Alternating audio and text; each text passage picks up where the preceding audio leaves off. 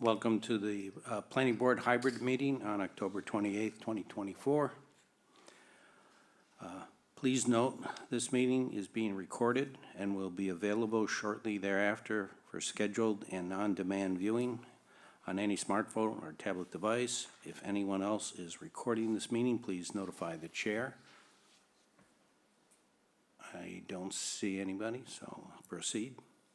Pursuant to Governor Healy's March 29, 2023 signing of the Acts of 2023, extending certain COVID-19 measures adopted during the state of emergency, suspending certain provisions of the open meeting law, general laws, chapter 30A, section 20, until March 31st, 2025. This meeting of the Chatham Planning Board is being conducted in person and via remote participation. Every effort will be made to ensure that the public can adequately assess the proceedings as provided for in the order. A reminder that persons who would like to listen to this meeting while in progress may do so by calling the phone number 1-508-945-4410, conference ID 374-902-739#, or join the meeting online via Microsoft Teams through the link in the posted agenda. While this is a live broadcast and simulcast on Chatham TV, formerly Channel 18, despite our best efforts, we may not be able to provide for real-time access. We will post a record of this meeting on the town's website as soon as possible. So I guess we'd like to start with a roll call vote. Catherine Halpern. Present. Warren Chain. Warren Chain, present. Charlene Greenhall. Charlene Greenheld here. Frank Shear. Present. Bob Dubus. Bob Dubus here. And Art Sprue present. Before we proceed, does any member need to recuse themselves on any item on the agenda? Yes, Bob. The bond release on Middle Road. Okay, thank you. All right, so let's begin with the minutes for September 23rd, 2024. Are there any comments from the board members? Yeah. Good. All right, you want to go ahead? There is one correction on the next grid. Mr. Dubus recused himself, but the vote has him in there. I already did point that out to Annie. Good point. That was my comment. Same one? Okay. With that change, I would move approval of the meeting minutes. second? Anyone for a second? I second. Okay, let's go for a vote. Catherine Halpern. Approve. Warren Chain. Warren Chain, approve. Charlene Greenhall. Charlene Greenheld, approve. Frank Shear. Frank Scherer, approve. Bob Dubus. Bob Dubus, approve. And Art Sprue, I approve. Okay, the next item on the agenda will be the West Chatham Neighborhood Center discussion. I'd like to just remind everybody who participates and the board members, this is the first time we'll be hearing this. We have not received any information in our packets, none of us. So this is new information. So I would like to focus just on this, and I would almost like to defer a lot of discussion and comment if you don't have any clarification questions until we're able to absorb this a little bit. More information is going to be provided in our subsequent packets, and I think we'll be scheduling that at our probably next meeting. And I think we'll even try to have our attorney available for that, and I think we're working on that. Is that correct, Katie? Yes, Mr. Chairman, that's correct. Okay. So, so Christine, if you want to start this introduction off. Sure. We have, from BSC Group, we have Adam Chesney and Heather Gold on. They're going to give a brief presentation like you had just mentioned. We are considering possibly having some other meeting in November prior to the planning board meeting as a workshop to go over this, but this is a presentation of what they have found so far.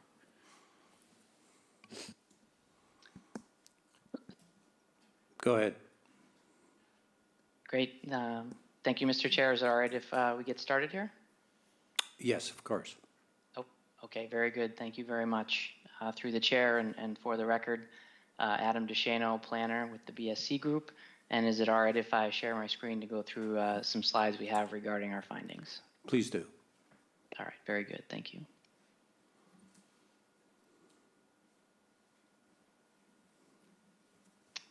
All right, hopefully you can all see the first slide here. Is that correct? Yes. All right, very good. So again, Adam DeShano with the BSC Group. We're going to be discussing tonight with you our build-out analysis findings for the West Chatham Neighborhood Center based on the proposed zoning bylaw that we were provided.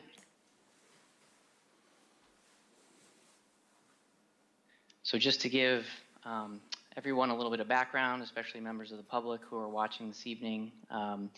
So the study area is located in West Chatham along Main Street or Route 28. It involves approximately 54 parcels in this area, which is outlined in orange on your screen here. We dealt with 2 existing zoning districts in this area, the GB3, the General Business 3, and also the R20, the Residential 20. And there are 2 roundabouts, an east roundabout and a west roundabout located in this area. As I'm sure many members of the board know, as well as residents, there's a wide variety of uses in this area, including retail, restaurants, offices, residential units, post office, etc. So we were given some objectives by your planning office to look at a few things, and we wanted to provide an understanding of the potential increase in the housing density within this area, but also provide a product that could be used for several different purposes. One, for public education and outreach regarding the West Chatham Neighborhood Center proposed zoning bylaw, to advance the efforts your community has made to implement key items in your local comprehensive plan, to help develop mixed-use, market rate, and affordable multifamily housing, and also continue best practices in the areas of zoning and economic development. We also wanted to use this study to determine the approximate maximum residential unit and commercial square footage build out for the area. So the next few slides, I'm going to run through some existing conditions maps that we created so that we could look at a better analysis of the area.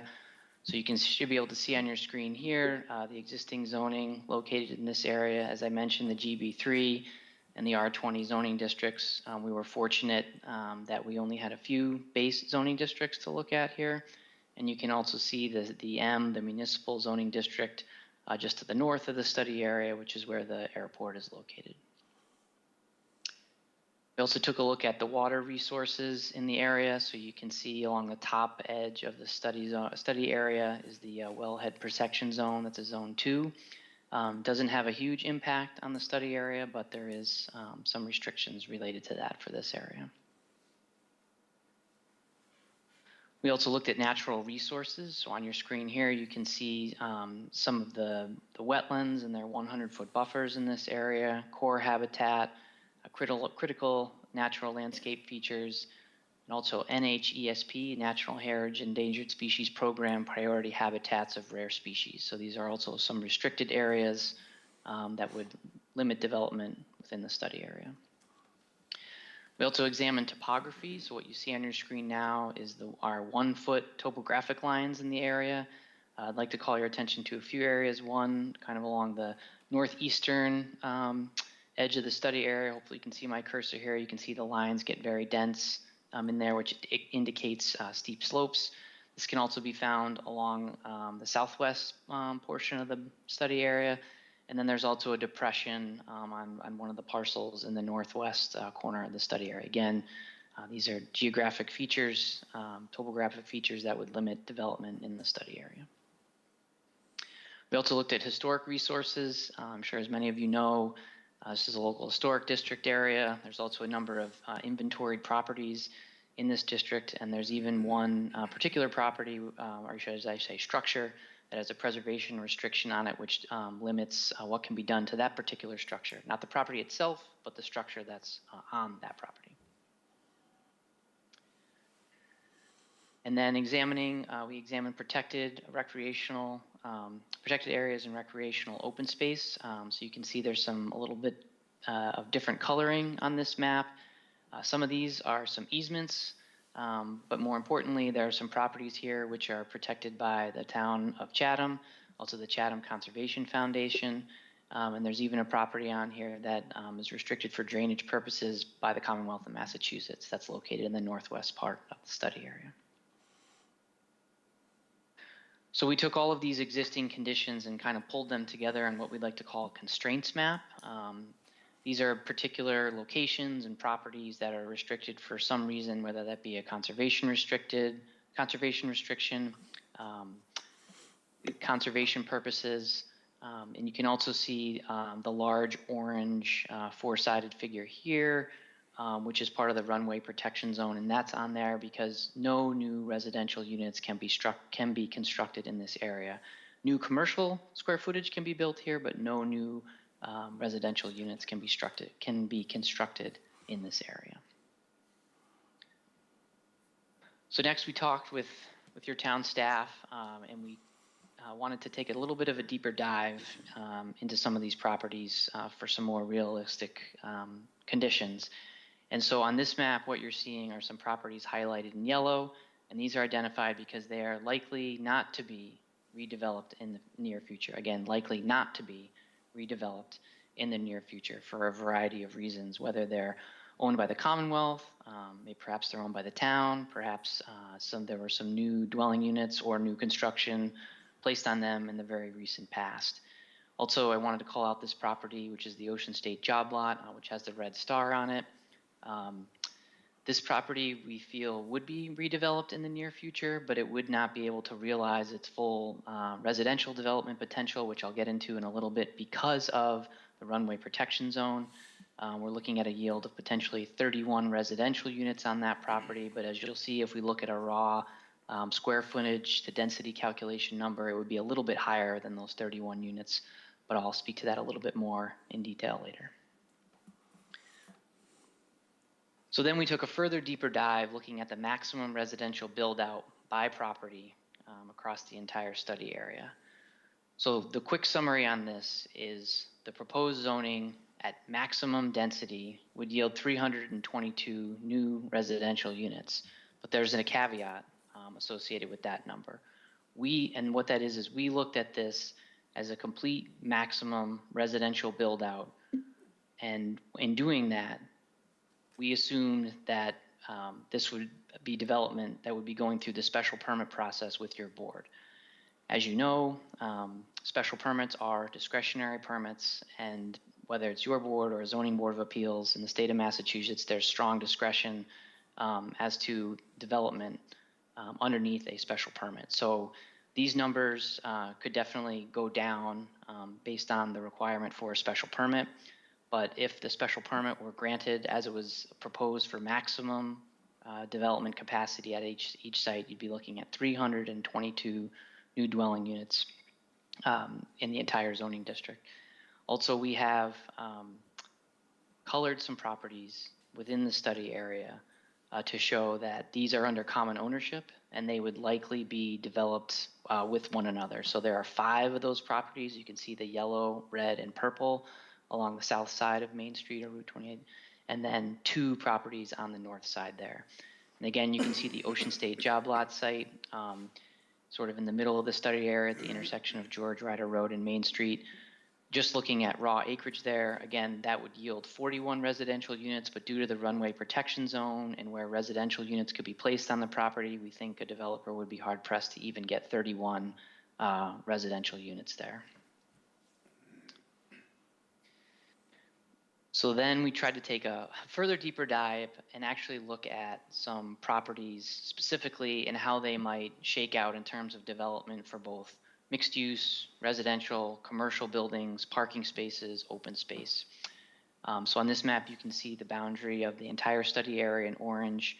We looked at 5 properties, including the Ocean State Job Lot site. You can see existing building footprints in gray. You can see the runway protection zone, which is the transparent red layer on here. And then the residential buildings are those in yellow. The commercial buildings are those in purple. and the hatched purple and yellow buildings are mixed use. So the first site we looked at, we've talked a little bit about this already, the Ocean State Job Lot site, which is at 1674 Main Street. And again, we're looking at maximum build-out potential for these properties. So we were able to come away with 31 dwelling units in 4 solely residential buildings and 2 mixed-use buildings, 119,000, just over 119,000 square feet of commercial space. You can see the 4 purely commercial buildings within the runway protection zone, and then the 2 mixed-use buildings along the southern portion of the property. So you're looking at 10 buildings total on this site, and 89 spaces of parking, and then with some green space mixed in there as well. The next property we looked at is 1671 and 1653 Main Street. This is where the post office and the Cream and Cone are currently located. It's 3 parcels. This property would yield somewhere around 44 dwelling units over the course of the 8 buildings here, 9,000 square feet of commercial space, all within mixed-use buildings along the front of the property along Main Street. Again, 8 total buildings and 75 parking spaces, as well as open space and even some protected area you can see along the southern edge of the property, which needed to be left untouched due to the conservation resources at the southern edge of the property. We'll then look at 1652 Main Street. So this is on the north side of Main Street, adjacent to the Ocean State Job Lot site, just east of it. This property would look at yielding somewhere around 38 dwelling units, 3,000 square feet of commercial space, all within mixed-use buildings. You can see them along the southern edge of the property there. 7 total buildings, 56 parking spaces. And you can see the rear of this property would most likely have a fairly significant amount of green space, and this is due to the topography in this location, as well as some protected area due to the pond and other conservation resources at the north end of the property. 4th location we looked at was 1610 Main Street. This was 2 parcels, as you can see. Would yield about 15 dwelling units, 3,000 square feet of commercial space. In this scenario, we had that as solely commercial in 2 buildings along the front of the property, 24 parking spaces. And again, we're looking at some green space likely at the back of the property due to the conservation resources there and some steep slopes. The last property we looked at, 1589 and 1603 Main Street. Currently, this is 2 properties. There's a couple of restaurant uses there, a liquor store, taco restaurant, right at the corner, kind of across the street from the Dunkin' Donuts in the Main Street there. 29 dwelling units there, 12,000 square feet of commercial space solely in 4 commercial buildings along Main Street. 65 parking spaces here, but there would also be some green space that could be mixed in. Again, all of these properties looking at maximum development potential based on the zoning requirements, and all of these properties meet parking requirements, landscaping. We did have to take somewhat of an estimate in terms of the parking spaces for these because obviously different uses trigger different parking needs. So we took an estimate of about 3 parking spaces for every 1,000 square feet of commercial space. And the residential units are approximately 1,000 square feet. And we had about a 1-to-1 ratio on those, one unit to 1 parking space for the residential uses. So then in summary, again, in terms of the build-out analysis for residential purposes, again, at a maximum build-out, looking at 322 new residential dwelling units. Again, this is going through maximum capacity through a special permit process with your board. In terms of commercial uses, we're looking at approximately 114,500 square feet of newly created from redevelopment or retained commercial space in the study area. Right now, there's approximately 117,000 square feet of commercial space under existing conditions. And you might notice that this is somewhat of a reduction in the overall commercial space in the corridor. And this is primarily due to the creation of new dwelling units at property. For example, there might be a commercial structure on a property, but this may need to be demolished in order to accommodate new structures on the property for residential units. This is also due to building footprint size limitations under the proposed zoning ordinance, where we're looking at only 3,000 square foot building footprints along Main Street. Additionally, in talking with your town staff, it's our understanding there would be limited commercial viability on the upper floors of all these buildings. It may be office space, but we were thinking that when developers come in, they're going to want to maximize the utility of their building, so they would most likely put commercial space on the first floor, and if they did anything on the second floor, it would likely be residential units. And then additionally, the commercial spaces themselves will want to be along Main Street, along Route 28. There are not many businesses, if any, that will want to be set back from the roadway or located behind mixed use or residential buildings. They want that visibility along Main Street or Route 28. So pulling in all those factors, you actually would tend to see maybe a reduction in commercial square footage or overall really no change in that amount of square footage. And then lastly of note, we're anticipating from this build-out analysis, no change across approximately 21 properties, which would total 9.95 acres. Again, these are based upon the properties we feel in consultation with your staff that will likely not be redeveloped in any manner for the foreseeable future here. And again, this is just the last slide I have for you this evening. This is again just looking at the build out of the 5 properties with the runway protection zone and some of the restrictions laid on top of all that. So maybe I'll stop there and be happy to answer any questions that any of you might have. Okay, thank you, Adam. I just need a couple of clarifications. When you say maximum build-out, that's based on the proposed bylaw. And how many units per acre are you assuming for that? Sure, that is correct. It's based upon the proposed bylaw, which calls for a maximum of 12 dwelling units per acre. Okay. So the likelihood that every single parcel is going to be 12 units per acre is not necessarily the case. It depends really upon how things develop out there. The other thing you had mentioned was the RPZ, and I just want a clarification on that. Our approach on this was that the site could be redeveloped with the existing uses. It could be reconfigured, but as long as they kept the same footprint on it. So I just want to clarify that. It's if as an example, the Ocean State job lot site was going to be redeveloped, that commercial, they could break it up into 2 buildings. It would have to meet the zoning as far as setbacks and stuff like that. But the residential, we're proposing that no residential would be in the proposed RPZ, but as soon as you show off of that, there could be some units placed on there. It depends on how the whole site works out, though. Is there any other clarifications or issues? Catherine. Hi, Adam. I just have a couple of questions. Questions have come up to us regarding the impact of the proposed zoning bylaw on infrastructure, and considering what you've analyzed in terms of the maximum build-out, were you also able to analyze how that, whether or not that can be supported by existing infrastructure, sewer, water, et cetera? Sure, if I may, through the chair. That is not something that we looked at in particular for this particular analysis. We merely looked at how the sites could be redeveloped and what their maximum build out could be. As you can see from the image on the screen right now, there is definitely more build out at the site. There's more buildings, there's more square footage, whether that be residential or commercial, than what's out there right now. And we only looked at 5 of the properties in the corridor here. There are definitely other ones that could be built out even further, and those would, yes, likely, require additional services, but we did not conduct an in-depth analysis regarding those matters. Okay, thank you. I have one more question. Go ahead.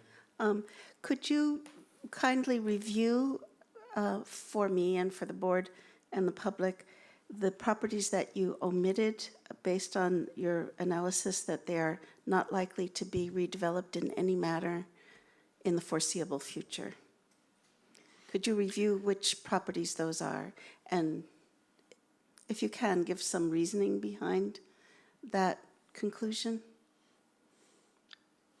certainly through the chair, if I may. Yes. Hopefully you can see the image on your screen now, the slides, and so you can see those particular parcels that in yellow that we identified as not likely to be redeveloped in the near future. We can start in the northeast part of the study area.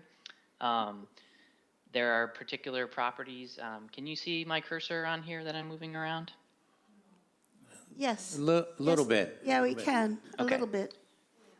So these two sort of west, right here, actually on the north side of Main Street, these are all properties that are owned by the town. So the town controls them. They also have a conservation restriction on them. This property up here has a conservation restriction on it. So for those particular properties, it's for the foreseeable future, they will likely not be redeveloped. There's ways that they could potentially be down the road, but the probability of that is very small. You never say never. I mean, there are certain actions that you can take. You'd have to go to the state legislature, to take properties out of Article 97 and items of that nature, but those will most likely not be redeveloped. There are then these 4 properties at the end of the cul-de-sac, which technically has a Main Street address. These are Habitat for Humanity properties that were then sold. They were constructed in the near future on very small lots. Within the last 5 years, they're likely not to be, redeveloped. This property at the end of Weldon Way, that's within resource areas. It's within the buffer zone of Black Pond there. The Conservation Commission would have, strong jurisdiction over that in terms of redevelopment, what could occur there. Again, it's not impossible, but there are many hurdles that would have to be cleared for that property to be redeveloped in an additional dense manner. This property on the east side of Weldon Way, this is currently 5 apartment units there. Based upon its existing or current acreage, the proposed zoning will not allow more than 5 dwelling units at this property. So the likelihood of this property being redeveloped is basically 0 because they already have the maximum number of dwelling units that they can have at this property. Moving to the west side of the study area here, just north of the Ocean State Job Lot property. This is a single-family residential home right now. It's located in the runway protection zone. Therefore, no additional dwelling units can be added to this property. So the likelihood of that being redeveloped in some manner is very slim. Also, this small square property on the west side of George Ryder Road, just north of the gas station on the corner, that is also in the runway protection zone. A very small chance that could be redeveloped again because you can't add any residential units there, but that is a commercial property. It's taking up a lot of that site right now. It could potentially be rehab, but the likelihood of that being redeveloped, not very likely. In talking with town staff, it's our understanding that the gas station would likely not be redeveloped in the near future. Pretty functional use in this area, but also some of the background we got from town staff, they just didn't feel that it was something that would, turn over in the foreseeable future. Staying on the north side of Main Street in the northwest part of the study area, this particular property, as we saw on earlier slides, is controlled by the Commonwealth of Massachusetts. It's our understanding that this is being used for drainage purposes. Also, I think it goes down about 15 to 20 feet in its center. It's basically a very large depression. If the Commonwealth decided they didn't need this for drainage purposes, which is highly unlikely, and they were going to dispose of it in some manner, it would take a substantial amount of fill and alteration to redevelop that property in some manner. So we just felt that was not very likely. Transitioning to George Ryder Road South, there's 4 properties that are located on its sort of southeast side. The southernmost property, that is having conducted the site visit recently, appears to be a nearly completed large single-family home. Likely would not be redeveloped in the near future, considering construction's almost complete there. The next 2 properties on the east side of George Ryder Road South, Those are also newly constructed properties in the last few years. They would likely not be torn down for redevelopment purposes. And then this commercial building along Main Street on the east side of George Ryder Road South, that is also partially within the runway protection zone. So really only new commercial space could be created there. Looks like a pretty functional building, but again, no new residential units can be constructed, so the likelihood of that being, redeveloped in full, very slim. And then if we move to the northwest, the same is true of those two properties along Main Street between George Ryder Road South and Marketplace. They cannot have any new residential units there. They are operating as commercial properties now, and so without the ability to add new units, the likelihood that they'd be redeveloped in the near future is very slim as well. And then we have two properties at the extreme west end of the study area. The first one is a single-family home on Marketplace. It's very viable. I think it was constructed within the last 10 years, so a little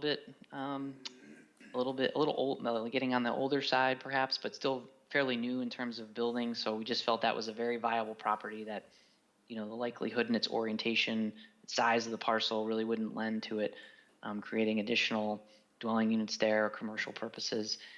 And then under the proposed zoning, this last sort of flag lot here, that parcel only has about 60 feet of frontage. It doesn't meet the minimum frontage requirements for the proposed zoning. It's kind of tucked back behind these other properties, has a lot of challenges to new or redevelopment there. Again, not impossible. It could potentially be combined with another piece of land on the outside of the study area, but for our intents and purposes, we just didn't feel that was something that would be redeveloped in the near future. So that's kind of a general summary, but happy to answer any questions about any of these parcels in particular. Thank you very much. I appreciate the clarifications. Warren, do you have any questions or clarity you're looking for? Well, just to clarify, was any consideration given to the impact on the traffic flow in this area if it under a full build-out analysis? Through the chair, if I may. Yes, please proceed. Again, this was traffic was not something that we looked at as part of this analysis. Again, anytime you're going to be adding density to an area, whether that's commercial or residential units, there will likely be an increase in the amount of trips generated by those properties, but that was not part of our scope, not something that we analyzed as part of this analysis. No other questions now, thank you. Charlene? I have no questions or comments. I look forward to having a potential workshop to delve into this more. Yep. Frank? I know this is a theoretical exercise, just to see how much we can do by pushing the envelope and et cetera. How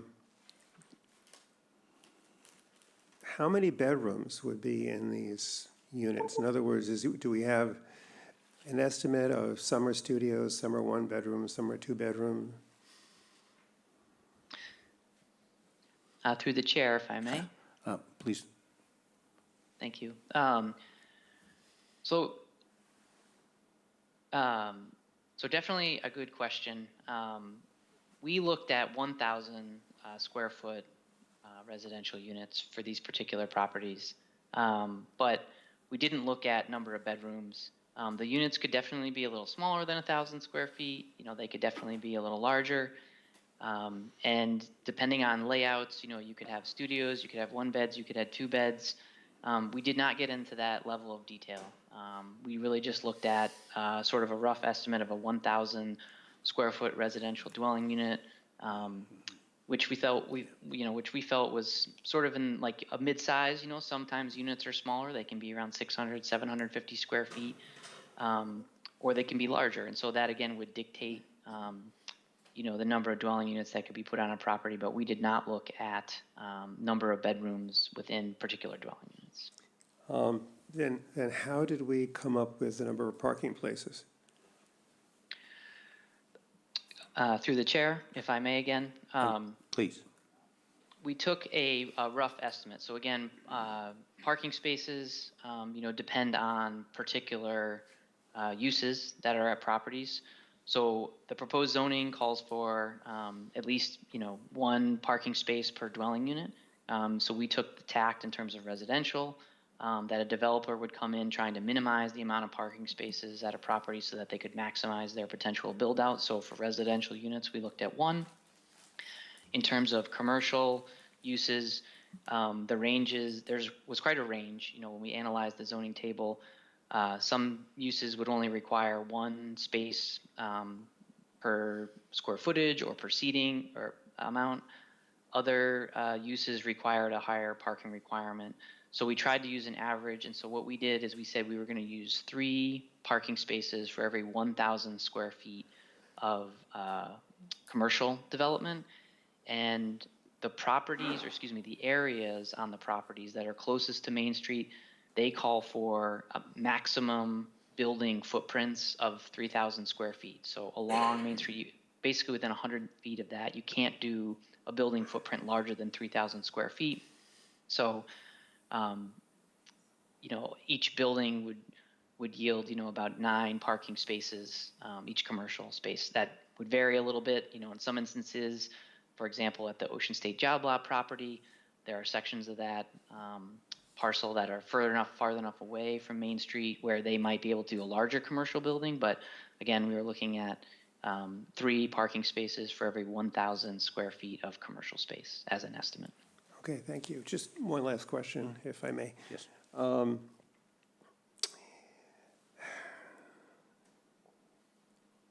Actually, I'm going to hold that question for Okay. another meeting. I think you raise a good point, but for example, if you have a restaurant, there's probably going to be more parking spaces required, and then if they put something like that in, it will put a stress on any residential side to it. So I think what is the combination that is selected and proposed for the site, and how does that all work? So I would say this is a good, interesting assessment, but every site's going to come in very different from what we see. But it's that the idea is what is the impact if you propose this and if it went this way? So it's a Yeah. good question, though, Frank. What I'm assuming here is that they've asked that the residential units be maximized, Yeah, which would minimize the Minimize. amount of commercial, commercial, correct. which may not be what actually happens. Right. So, Right. okay. And it's a question for us to actually raise, too, during the workshop. Bob Dubus, do you have any questions or clarity you'd like? No questions. I think the presentation was pretty good. Gives us a little eye opener about what you can fit in there. So save it till we have a little more info. Okay. Adam, I just have one other question. If you have this information, you assumed a maximum build-out of 12 units per acre. Did you, we also had another threshold in there of 8 units per acre. Did you come up with a comparison build-out using that figure?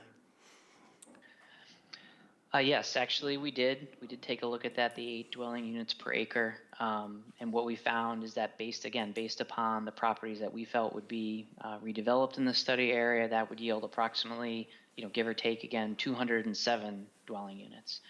So again, with the 12 dwelling units per acre, we're estimating that would yield around 322 dwelling units. And with 8 dwelling units per acre, this would yield around 207 units for the study area. Okay, that's a significant difference, I think, and it could be some good things for us to consider about where we go with this when we do the workshop.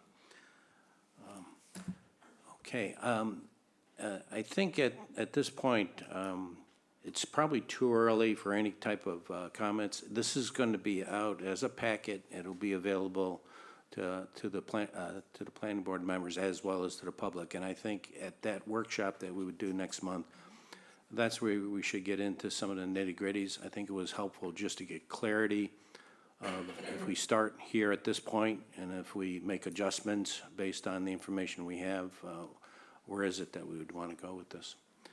So I would like to defer any other comments at this point until the November meeting. If that's all right with the board members? No? Okay. All right. Next agenda item is the site plan amendment for 425. Oh, sorry, Katie? Thank you, Mr. Chair. I just wanted to say thank you to Adam and to Heather for all the work that they put into this, and, we'll certainly be in touch. Again, I think that there will be we'll work to schedule a workshop, hopefully, before your next regularly scheduled meeting, which is not until the end of November, so we'll work together to try to find a common date that could work for you as well as for town council. And again, I just wanted to thank Adam and Heather from the BSC group. They put a significant amount of work into this, and Is it your intent to also have the BSC group representatives there? if they're available, we can Okay. certainly ask them to be if they're available on that day. Great. Thank you very much, Adam. Thank you for your time. All right, let's go back to the site plan amendment for 435 Main Street. Do I have a representative of the applicant here to explain the project?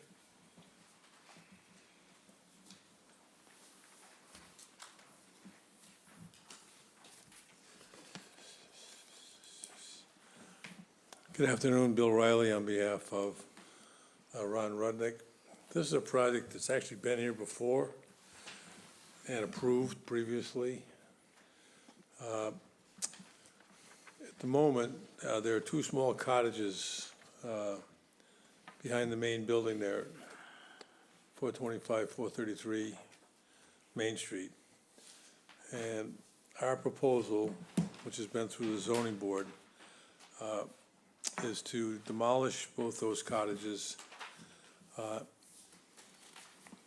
and rebuild one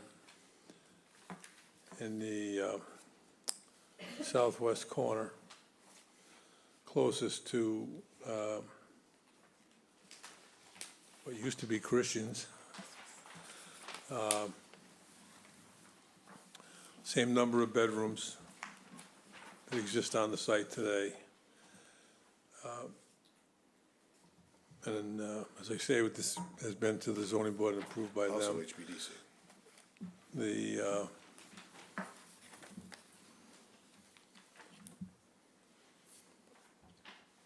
So the parking lot will be repaved, and we have a drainage structure in the center of the parking lot, which I think would pick up any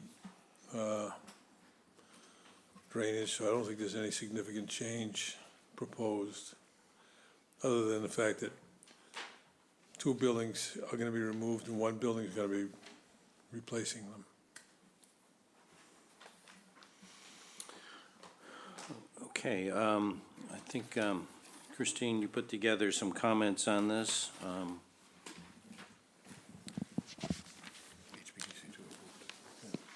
And we received some comments from some of the other departments in town. That is correct. Do you want me to go through what you received from the other departments, or? Well, let me highlight a few things. Okay. The adequacy and arrangement of circulation patterns are similar to those found on the site now.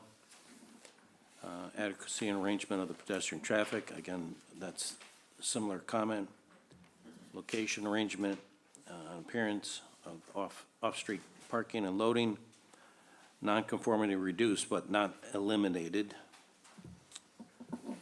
Location, arrangement, size, design of the general site compatibility of buildings, you said is satisfied. Adequacy of stormwater, drainage, no changes proposed. I think that reflects also on the 2019 submission and approval that we provided too. Adequacy and type of arrangement of trees, shrubs, et cetera. Additional buffer plantings to be installed near the former dwelling location. In the case of apartment complex, which is what is proposed here, or other multiple dwellings, the adequacy of usable open space. Open space areas are being updated. I think with this proposal, that actually creates more open space than what was I in the believe so, previous too. proposal. Right. Correct? Yeah. Adequacy of fire lanes and emergency zones is, again, it's a similar pattern. And special attention to adequacy of structures, roadways, and landscaping areas susceptible to ponding, flooding, and erosion. So that is an NA, not applicable. Some of the department comments, the water department, DPW, they want to cut, cap, and inspect for demo and any new infrastructure. No comments on the water quality. The fire department, no comments. Building commissioner, 2019 ZBA approval has expired. There was an 8/22/24 approval. Is that the one that you were referring to in your comments? Right. Yeah, okay. Nothing from the traffic committee. Police department, at least one lane must remain open at all times on Main Street. Conservation Commission, no jurisdiction. Board of Health, no comments. Historic Business District, the 2019 commission approval expired on 6/5/24 approval. We went again and got it reapproved, sir. You got reapproved Yes, sir. on June. Yes, sir. Okay. Tree warden, no comment. Airport commission, no jurisdiction. And beaches and recreation.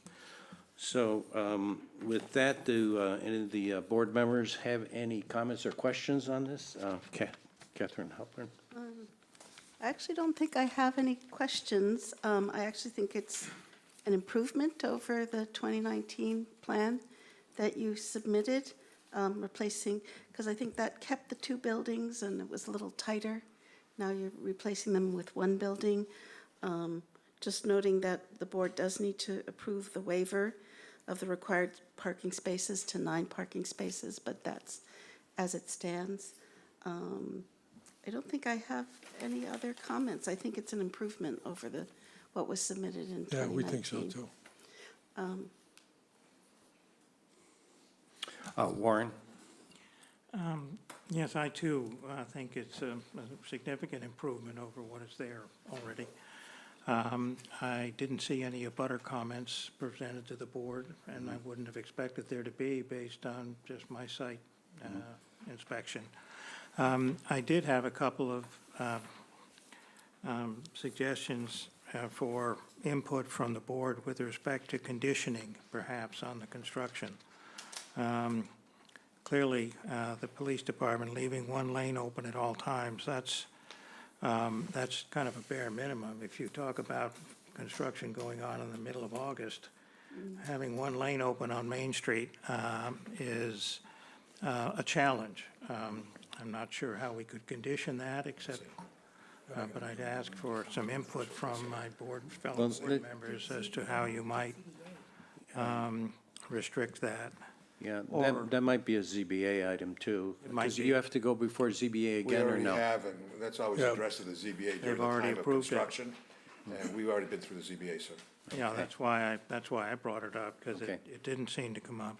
But another one might be, restricting construction on the site between, say, Memorial Day and Labor Day.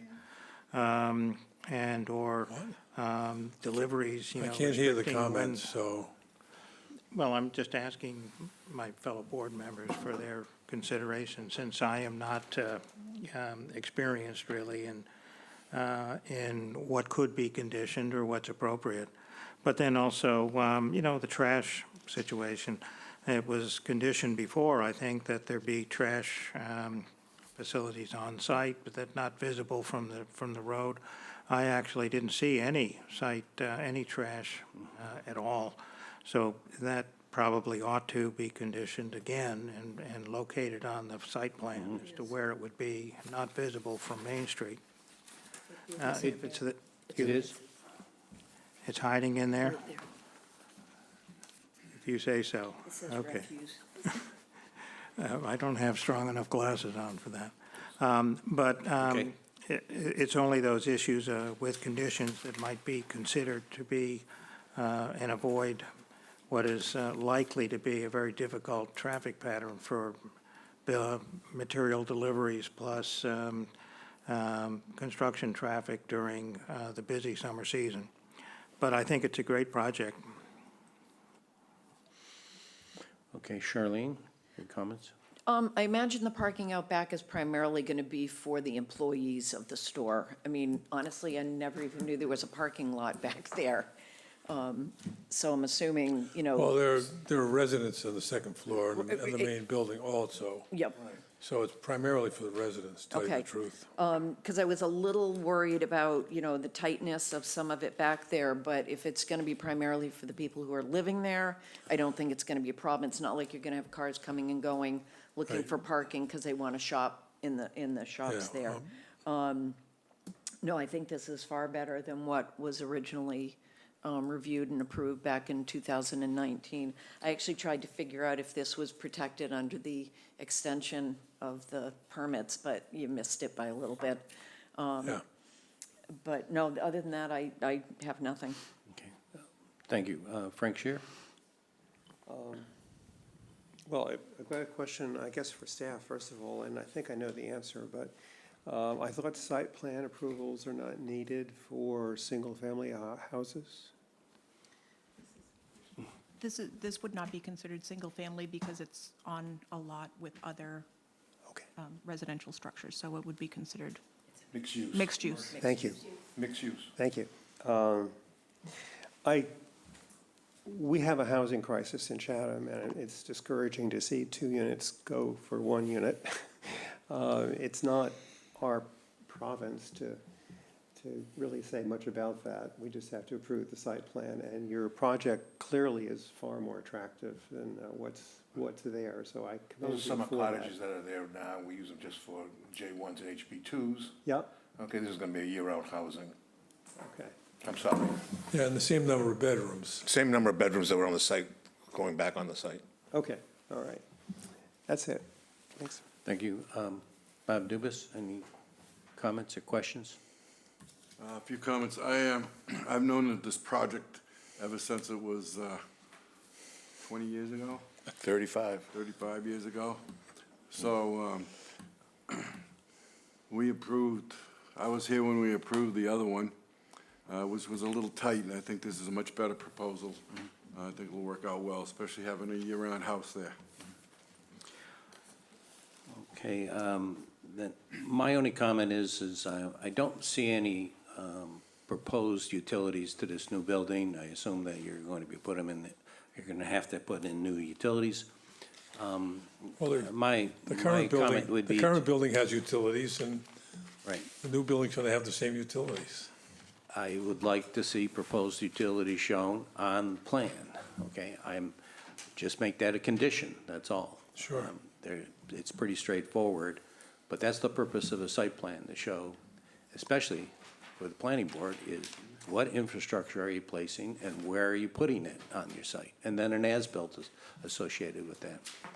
I'm not asking for that for the existing utilities. I'm saying if those existing utilities are being repurposed and reused, that's fine. Instead of cutting and capping, you're actually going to reconnect, fine. But we want to know that as part of the proposed plan and then as part of an as-built. So that's my only comment that I have. I think it's definitely an improvement on what it was before, and I think it's a good plan to go forward with.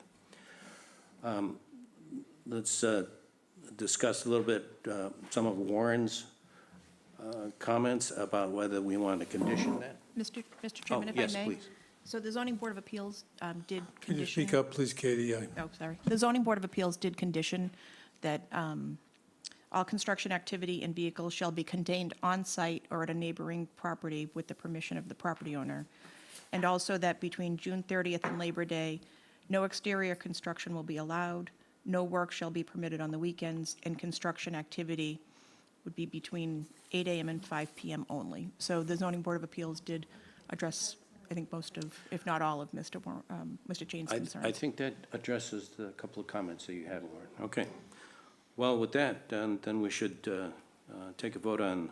Can I ask for a clarification? Absolutely. Do you want to see a revised plan showing the utilities, or do you just want to see them, if there are new utilities, put on the as-built I plan? just want to put it on well, I would like to see the plan as a part of the proposed. Well, they have to show that for the, when they get their building permit anyway. Right, so So have it's- them filed it with our, planning board office too. Yes, that's the only addition that I would like to put on into the conditions. So the board should take a vote on the amended site plan and change of use. Want to vote on the waiver of the parking first? Well, that's interesting because I did talk about this a little bit, and it was approved previously for 9 spaces. So I'm not sure. They never built it. Pardon me? They didn't build it. So this is kind of new. Yeah, well, I was going back and forth on this. So as far as I'm concerned, we can go ahead and do a waiver first, down to 9 spaces. That would be fine. At least that would clarify this. If the board has no problem with that, we can do that first. In that case, I would move that the planning board authorize a waiver of the required parking spaces to 9 parking spaces. Second. With that, I take a vote. Catherine Halpern, I approve. Warren Chain, Warren Chain, approve. Charlene Greenhall, Charlene Greenhouse, approve. Frank Scher, Frank Scher, I approve. Bob Dubus, Bob Dubus, approve. and Art Spruit, I approve. So that, we'll go back to approving an amended site plan for the change of use with the conditions defined, the proposed conditions that were listed in the summary. And we're adding one associated with the utilities for the proposed and the as-built plan. Mr. Chairman, I would vote that, or move that we approve the amended site plan with the conditions as outlined for the proposal to demolish the 2 existing dwellings as identified above and replace 1 structure with the proposed 3-bedroom house because the application meets the necessary requirements and criteria for approval pursuant to the protective zoning bylaws with the conditions as we outlined. I second the motion. Thank you. Let's take a vote. Catherine Halper, I approve. Warren Chain, Warren Chain, approve. Charlene Greenhall, Charlene Greenhouse, approve. Frank Scher, I approve. Bob Dubus, Bob Dubus, approve. and Art Spru, I approve. Thank you very much. Thank you. Thank you.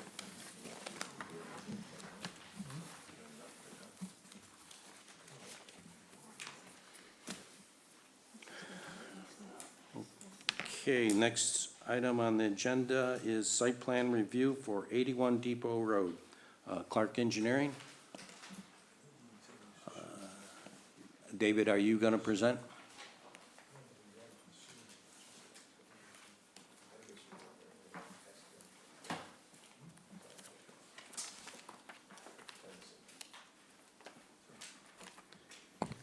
Good evening, David Clark, Clark Engineering, on behalf of the Genotes.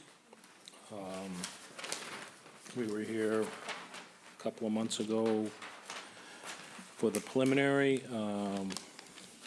The board asked for some clarifications, one being drainage calculations, so we provided drainage calculations. So with the, I think that was pretty much it, but what the project is, Mr. Genote, or the Genotes own the Fish Pier Market.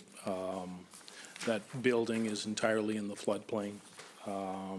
They were, a couple of years ago, looking at trying to get a little more storage on that property, and given that it's,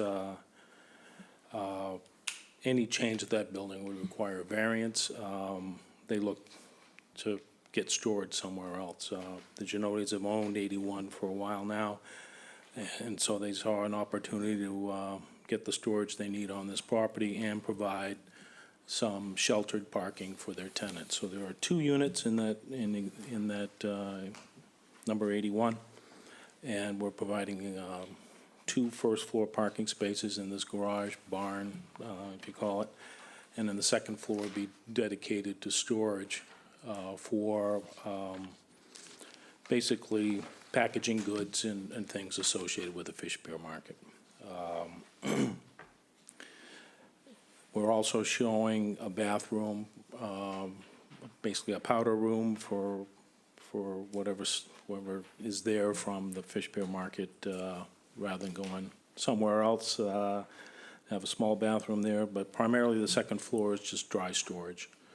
We're showing a total of 5 parking spaces, 4 required for the 2 residential units. We only need 1 parking space for an employee to get materials or drop materials off. Additional utilities that are required, to connect to the municipal sewer. We're also providing a water service from Depot. And electric and maybe communications will run from the existing building to the back building. Right now, there are no stormwater controls for the existing parking area, the gravel parking area and driveway. We're proposing a trench drain across the face of those 2 garage doors, leading to a leach pit. The parking right now is very close to the property line on the east side. This will improve that setback and actually meet the setback now where it was non-conforming before. No trash will be generated from this. If there is a small amount, the employee will either take it with them or keep a refuse container on the second floor or first floor of the structure. No dumpsters needed because it's highly unlikely they're going to generate enough trash to warrant something like that. As far as exterior lighting, there will be down-facing lighting on each corner of the building in front of on the parking side, and then there's 1 pass door on the east side. We'll have a small sconce on the side of the door. And that's about it. Okay, Christine, you put together some comments on this. I'll just try to summarize this. I'll go through the criteria. The adequacy and arrangement of the vehicular traffic. This is a minimal changes to patterns will occur. You had in here proposed materials for parking area not identified, but I thought I saw on the plan that you are going with some gravel or something like that for the parking. Is It's that all right? stone. Stone. It's going to remain pervious. Okay, so that, and I think that was identified on the plan. Adequacy and arrangement of pedestrian traffic was satisfied.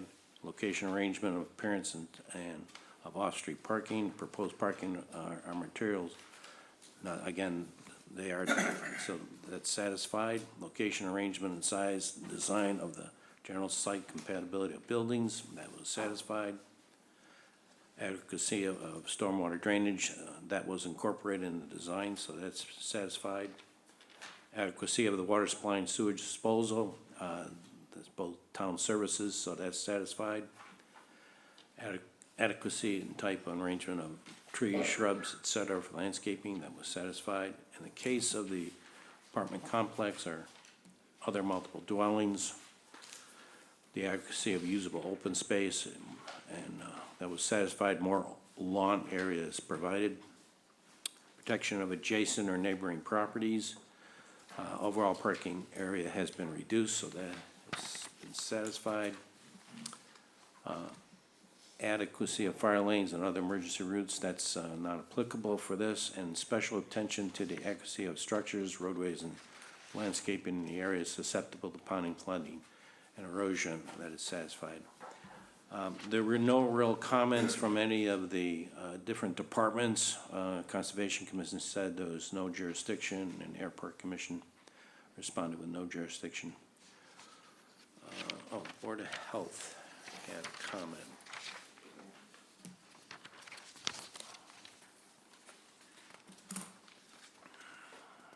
I have to dig down in my paperwork to find it. Yeah, the proposed barn will, with storage over this property is connected to the municipal and will require connection to the property sewer line. I have no concerns about the project.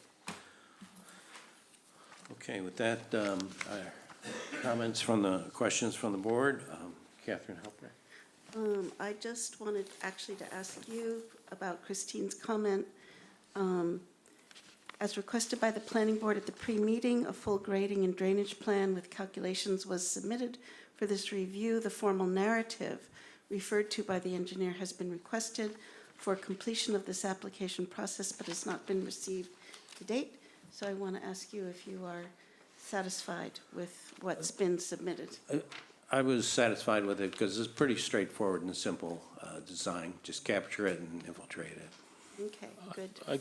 I did provide a narrative. Oh, you did? Okay. Yeah. Right, it I was didn't not, Okay. when he responded to my questions, I should say, and he did answer them.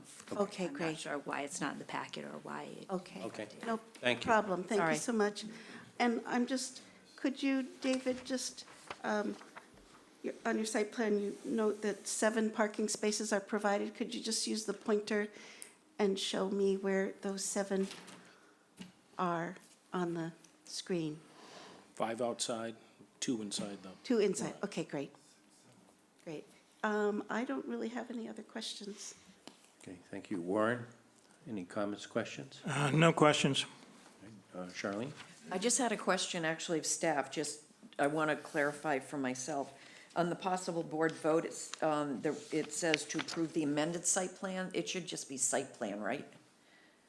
Because it's not an amended site plan. That is correct. Okay. Cut and pasting always does that.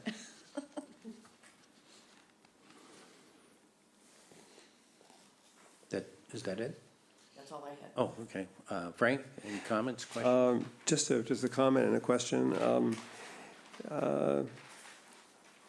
David's letter indicates that no fish or shellfish-related food items would be stored above the garage. Would that be a concern for us if it were? I'm not sure if, I don't believe it's related to a site plan, Right, so I don't think it's, Okay. All right, that's I mean, it. it's information, but it doesn't affect our site plan review or approval. Okay, thank you. Bob Dugas, comments, questions? David, I got a couple of questions for you. You say you're gonna have a bathroom up there? Yep, That's it? that's it. Okay. Why don't you piggyback the water off the house? You know what it's gonna cost to put the water across the street there? It's deep too. I know it. So piggyback the water, We might do that. and if you needed, if, usually the landlord pays for the water. If he's not paying for it, just double meter it. It would be a lot less money. The same with the sewer. Is the sewer connection amendable to the house sewer? It's not. Well, So what about putting a pit with and pump it from the back with a trash can pump or a little bigger pump? You don't, it's only a bathroom, David. Yeah, You know what it's gonna cost to put the sewer in? I know, because I'm gonna do it across the street. It is very expensive. You It can is. buy 100 trash can pumps for what it's gonna cost. Well, we have to use an E1. No, you don't. My instructions are you have to use an E1. It's not, you don't, Well, I'm gonna tell you, you don't have to. This little Okay. bitty thing, and I'm gonna, wait a minute, even if you have to use an E1, David? Yep. It's probably a quarter of the cost of putting a hole in the road. well, we're not doing that now. Okay. I We mean, just I put provide, the sewer so in, right? I know how deep it is. we'll be connecting right at the property line. So we show it going out to the main on Depot.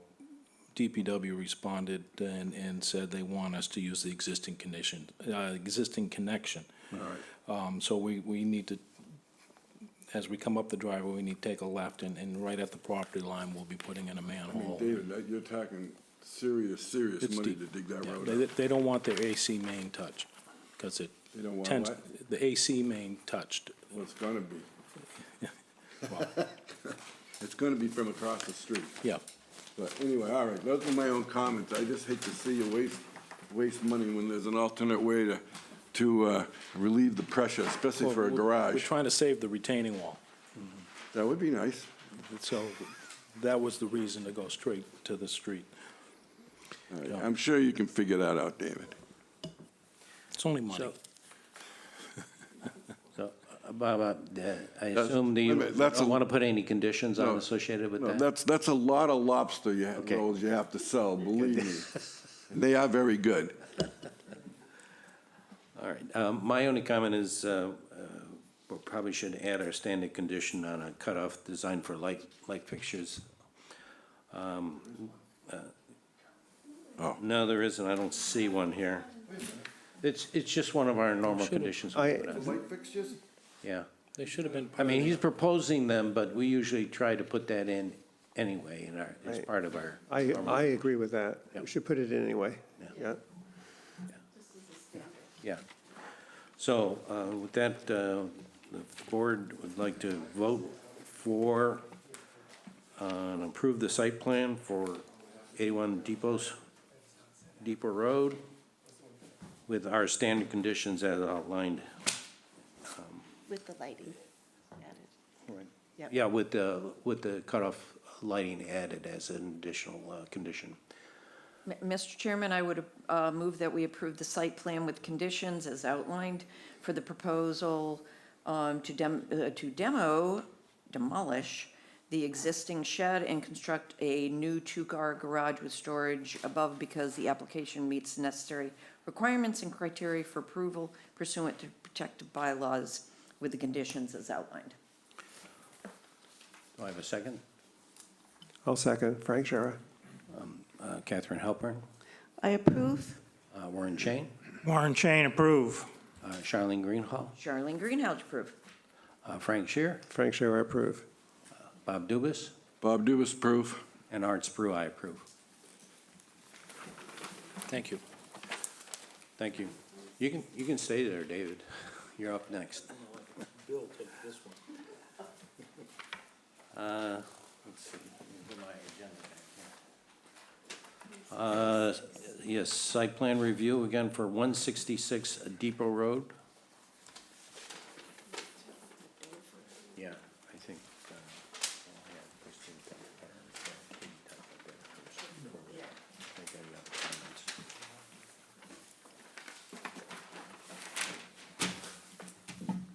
All right. David Clark again, Clark Engineering on behalf of Monomoy Community Services and Attorney Bill Litchfield as well, and Teresa Malone, who runs the joint, is here also. So this is, we were here, again, a couple of months ago for the preliminary.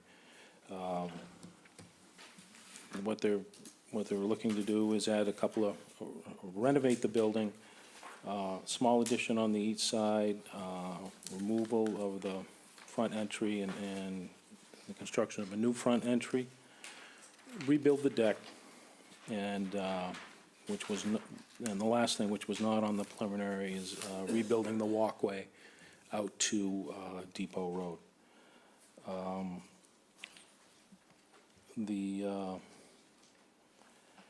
There are no stormwater controls on the property now.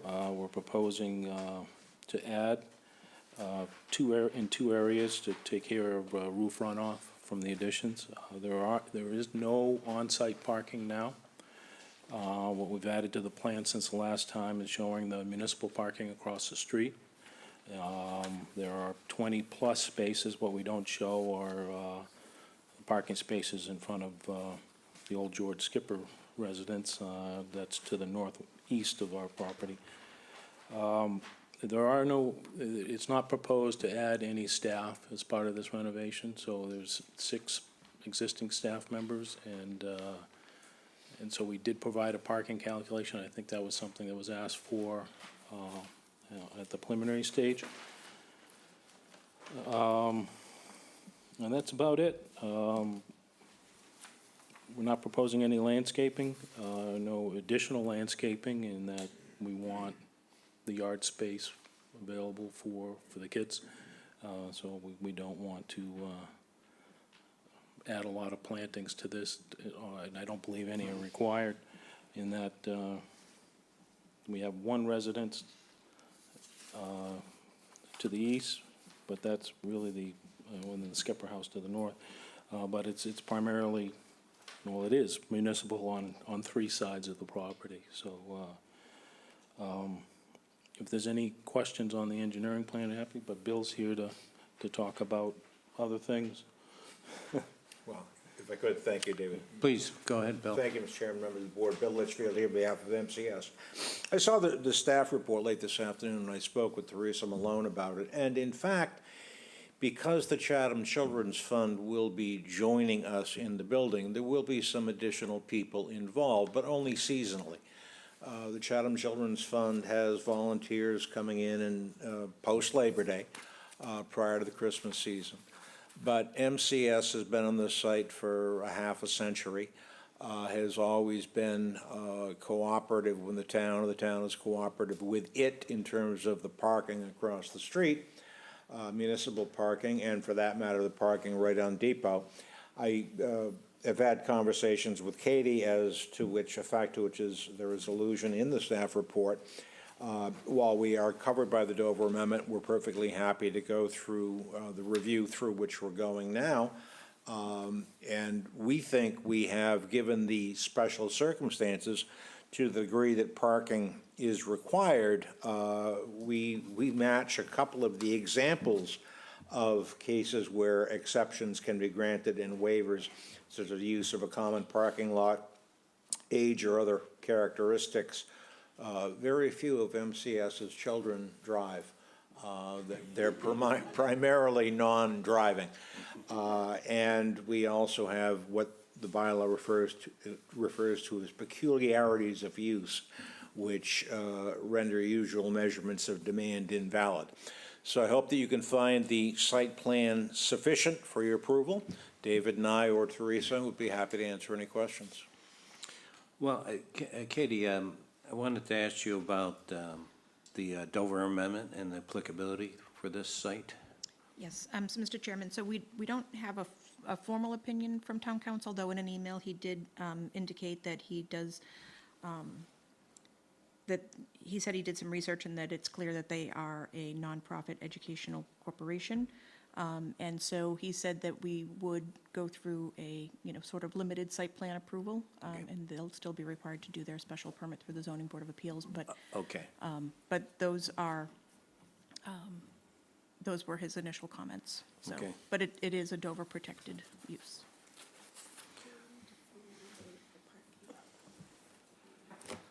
That's a good question. Do we need to formally waive the parking on this? I think you could, at this point in Okay. time. I think it would be beneficial for any future expansion that they may want to do. It would show that it's already been done.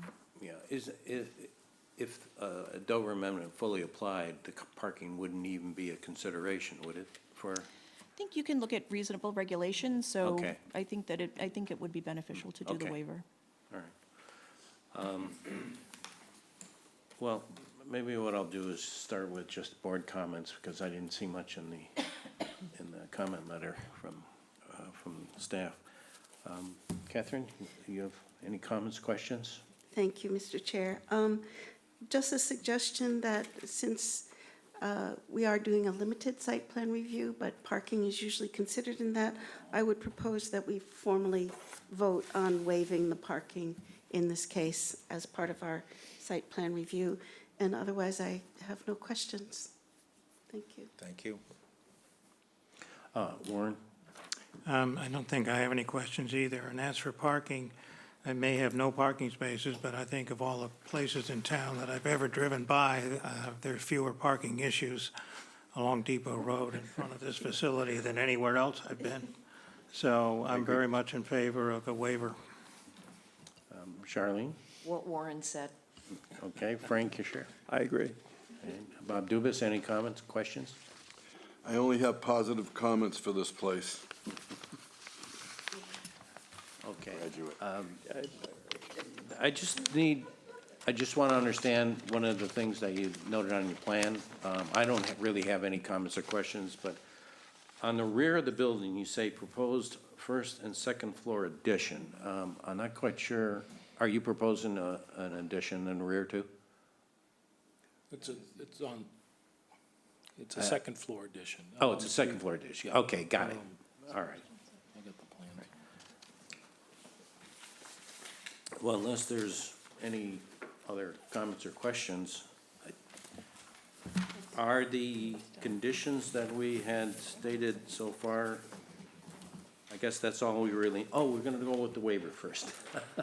Mr. Chairman, I would move that we waive the parking entirely for this limited site plan. I second that motion. Okay, thank you. I'll take a vote. Catherine, I approve. Warren Chain, Warren Chain, approve. Charlene Greenhall, Approve. Frank Shear, Approve. Bob Dubus, I'll approve. and Art Spur, I approve. Now we should take a vote on, to approve the site plan with the general conditions that are outlined in our report. Mr. Chairman, I would move that we approve the limited site plan. But, Mike, I move that we approve the limited site plan with the standard conditions for the proposed addition to this educational use building. I second that motion. thank you. We'll take a vote. Catherine, I approve. Warren Chain, Warren Chain, approve. Charlene Greenhall, Approve. Frank Shear, I approve. Bob Dubus, Bob Dubus, approve. Art Spur, and I approve. Thank you very much. Thank you. Mr. Chair, can I have one question based on the last? Right ahead. Yeah, thank you.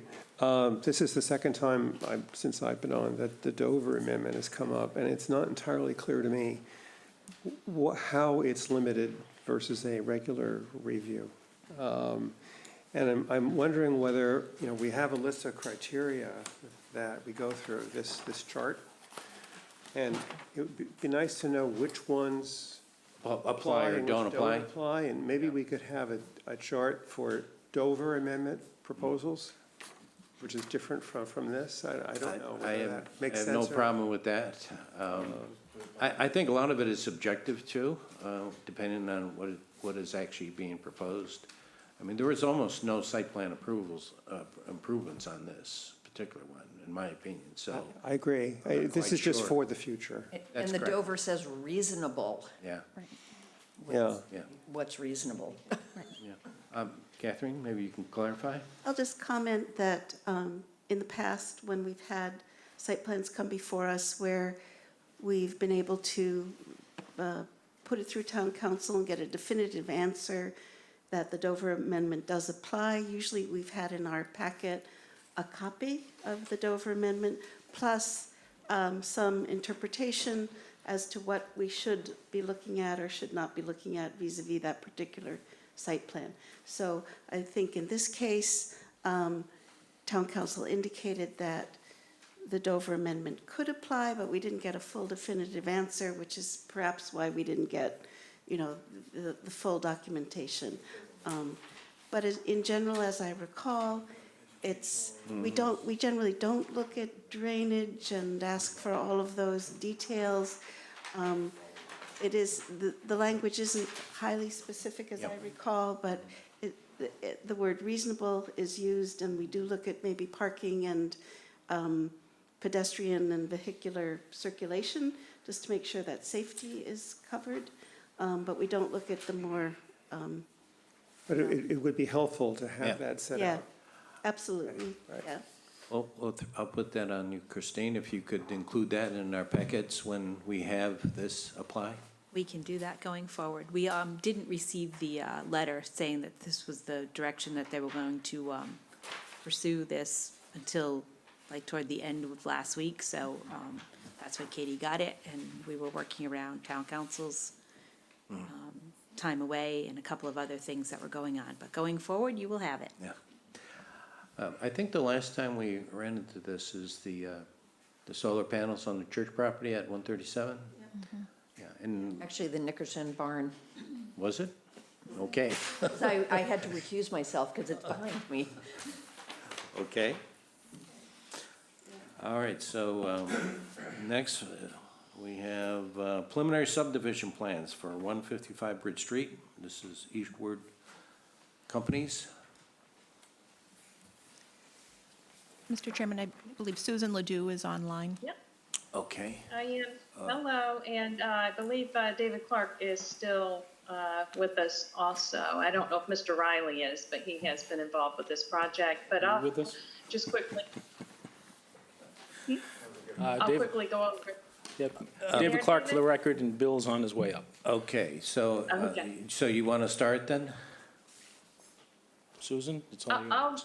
I'll present my, the letter that I wrote to the board, and this is a preliminary subdivision filing, and the subject property is located in the R40 zone and is a total of 2.83 acres with 330.29 feet of frontage on Bridge Street, and we're proposing to divide the property into two building lots. Lot 8 is a 1.81 acre, 79,000 square foot lot with a buildable upland of 33,000 square feet and 294 feet of frontage on Bridge Street. And Lot 9 is being proposed as a panhandle lot, and it's 1.02 acre, 44,450 square feet with a buildable upland of 32,350 square feet and 36.29 feet of frontage on Bridge Street. The panhandle portion of the lot is 35 feet wide and just over 90 feet long with a proposed 11-foot wide paved driveway to provide access from Bridge Street. And both lots meet the circle shape requirement. And I'll just add, we did go to the Board of Health on September 23rd, and they approved the preliminary subdivision plan. I don't know if David or Bill want to add anything to the presentation, but thank you. David Clark for the record. We do know that the board will be looking for additional information on the definitive plan, primarily drainage for the plant and utilities for the panhandle, and trees on the property. There are not many trees left. If you've been watching what's happening out there, we did have a zoning board of appeals approval to build a house on this property, as well as we still have conservation approval to build a house on this property. And part of the conservation process was mitigation for the house, or the houses, and what Blue Flags Design proposed was a removal of a lot of invasive trees. Pretty much the entire upland of the property is non-native silverleafs. So there was a eradication program that was started, and most of them were removed, and the northeast storms took the rest. There are some trees along the easterly property line, which I said we will show on the definitive plan. But I believe most of the vegetation on that easterly property lines are the same invasive that were throughout the rest of the property. But again, we'll show significant trees within the panhandle, and if there are any within the building envelopes of this property. Okay, one of the comments that Christine provided, I think is important to read. The board may wish to impose a condition on a definitive subdivision plan when it is submitted that states the following: lots 8 and 9 shall not be conveyed into separate ownership until such time that the existing tennis court, which currently spans both proposed lots, is removed to comply with setback requirements of the protective bylaw. So, Can we get a copy of that, please, since we haven't seen it? certainly. Also state that the proposed driveway in the panhandle of lot 9 is proposed to be 11 feet width. Proposed lot 8 appears to have an existing turn on location that has not been identified as a proposed driveway. It should be noted that the proposed lot has a construction and maintenance easement along it, along its southernmost boundary with Bridge Street, east from the Mitchell River for approximately 90 feet. Yes, all those items were shown on your preliminary plan. This, again, is preliminary. We're looking for information on what we're seeking on the definitive plan on this. So if there's any comments or questions associated with board members. Catherine, we'll start with you. Can you show me where this proposed, the access to Lot 8 and the proposed turn? I'm just having trouble seeing it. Typically, we don't show new driveways for conforming lots, usually just the panhandle. There's an But existing there are one. two curb cuts Right. that used I'm to just serve. having trouble seeing it. That's it, okay. Yep, so there are two driveway cuts for that lot. Okay, great, great. Other than that, I think besides this sentence about lots 8 and 9 shall not be conveyed into separate ownership until such time that the existing tennis court be removed, I think that should be added to the plan. But it is indicated that the plan is to remove the tennis court, is that correct? It has to be removed. It's a Yeah. zoning violation, and that's Yeah. why it can't be conveyed to the tennis court. Okay, all right. Other than that, I have no Do you questions. agree, Counsel? I do agree. Warren Chain, you have comments, I questions? don't have any questions. Charlene Greenhall? No questions. Yep. Frank Shear? No questions. Bob Dubus? David, I have a question. I see you have a 35-foot panhandle lot. Yeah. What's the legal width on a panhandle? The minimum is 20 feet. 20 feet, yeah. We've been bumping it up per No, I the think it request should of be, the. I should think it should be because of the utilities that now have to go up and down it. It should be a little wider. Yeah, yeah, we're planning on maybe sewer being available in the next half-century, and it would be nice to have that extra room. Maybe we'll see it.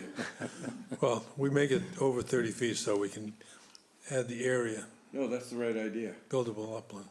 That's the right idea. Thank you. I have no questions on it.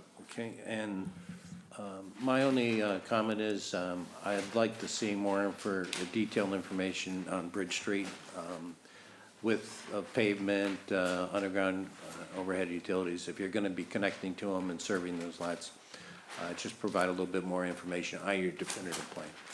So, that's- The only other thing I would say is, in your report, it says to approve, but what it should say is accept, because this is Accept. preliminary, so Oh, just make that's- sure of that. That's good. So Okay? with that, we should, the board should take a vote to accept. I'm sorry, I misunderstood what Katie said. It is to approve. It is to approve the preliminary, okay. Then, that's what we'll do. Mr. Chairman, I move that we approve the preliminary subdivision plan for 155 Bridge Street in Chatham, Mass, as presented. Do I have a second?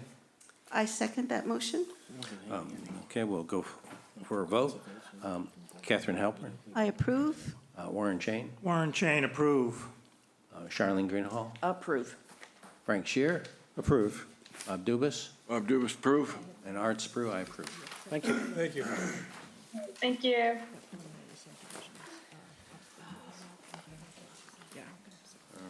Sorry for that confusion.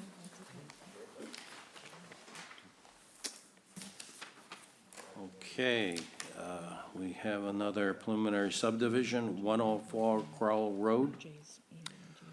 Do I have an applicant? Oh. Okay, if you'd like to introduce your project to us. Good afternoon, Bill Riley, on behalf of Ron Rudnick.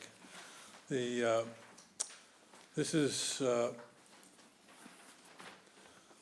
the former Roy Meservey Accounting Office and Robin Turner Insurance, for those of us who've been around a while.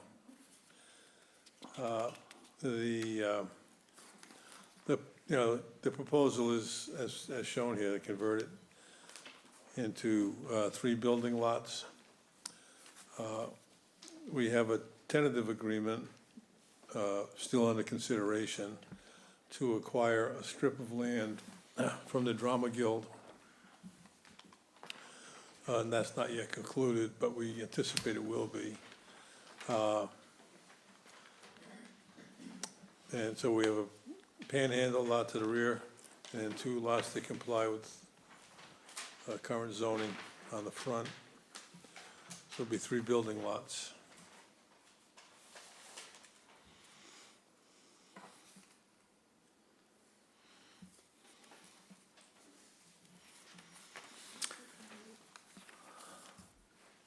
Anything else, Bill?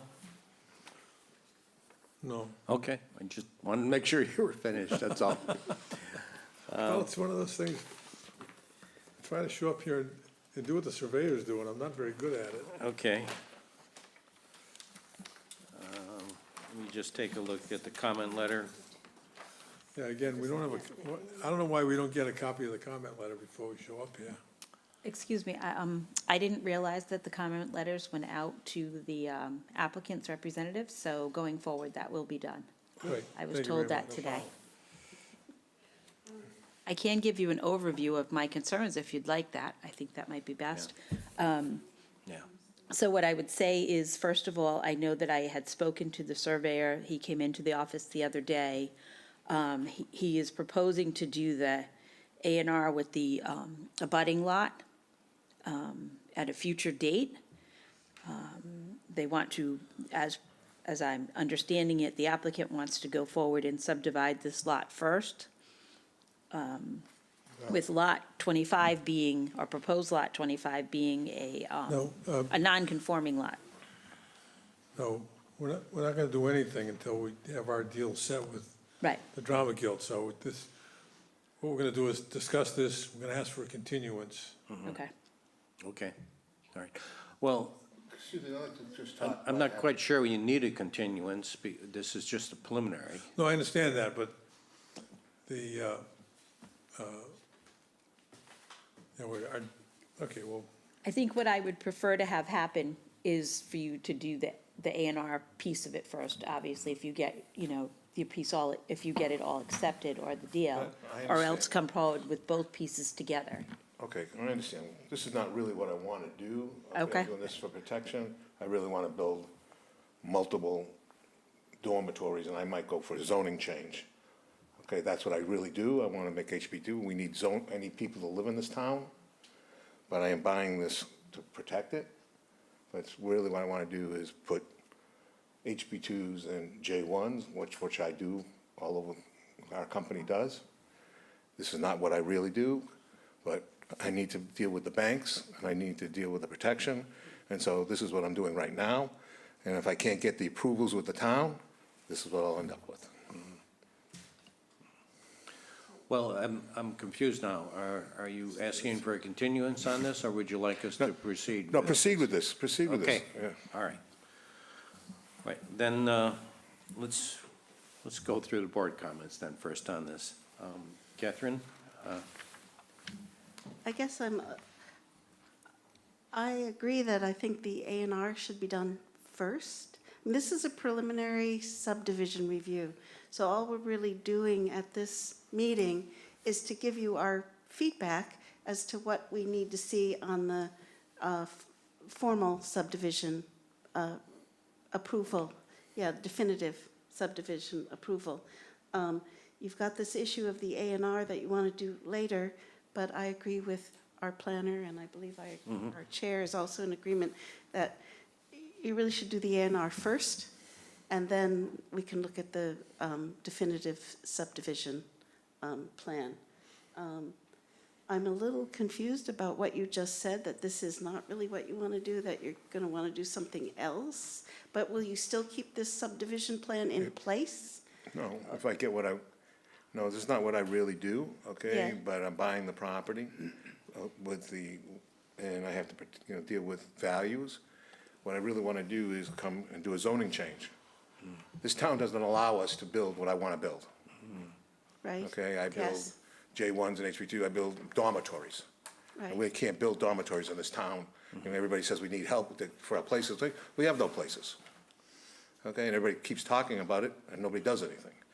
So this is what I prefer doing, but if I can't get approvals, I'll end up with this. So you do want to take this subdivision, this proposed subdivision plan through? Yes. Yes, Yes. okay. All right. So my only comment would be that I agree that we should do, the A&R should be accomplished first, and then we should take a look at the definitive subdivision plan. Okay. Okay, Warren, you have any comments, questions? I don't have anything to add to that. Charlene?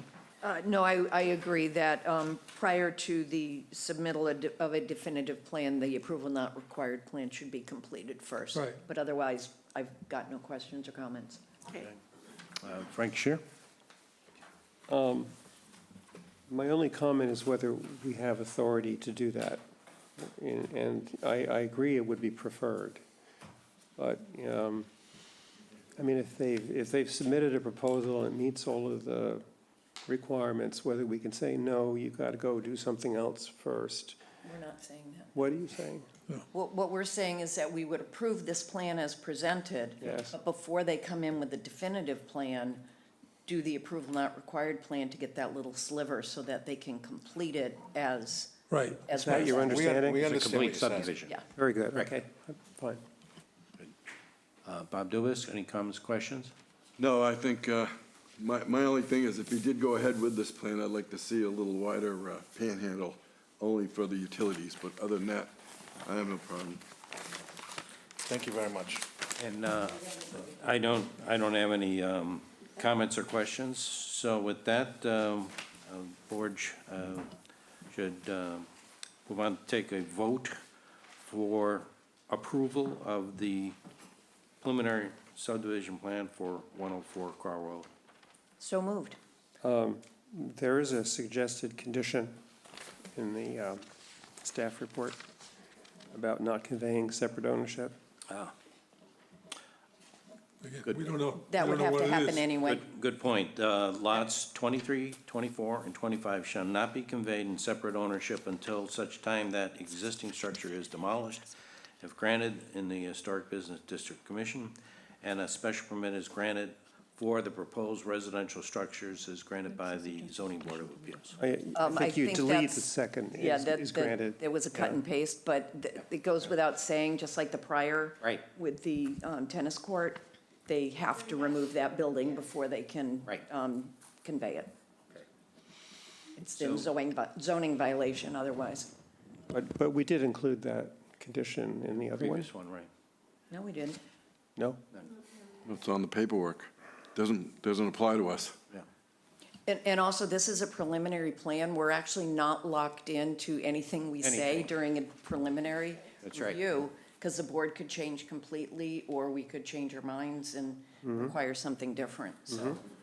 Anyway, I'll second her motion. Okay, so we're going to go on with Charlene's motion and Bob's second. All right, with that, I have a vote. Catherine Hepburn? I approve the preliminary subdivision plan for 104 Kroll Road as presented. Warren Chain? Warren Chain, approve. Charlene Greenhall? Charlene Greenhalger's approved, despite the look I got from Mr. Riley. Frank Shear? Frank Shearer, approve. And Bob Dubus? Can I think about it? Yeah. No, I approve. And Art Spur, I Charlene, that was a approve. friendly look. Thank you. All right. See you tomorrow. Okay, last item is the bond release for 225 Middle Road. And I think, Bob, you need to recuse yourself.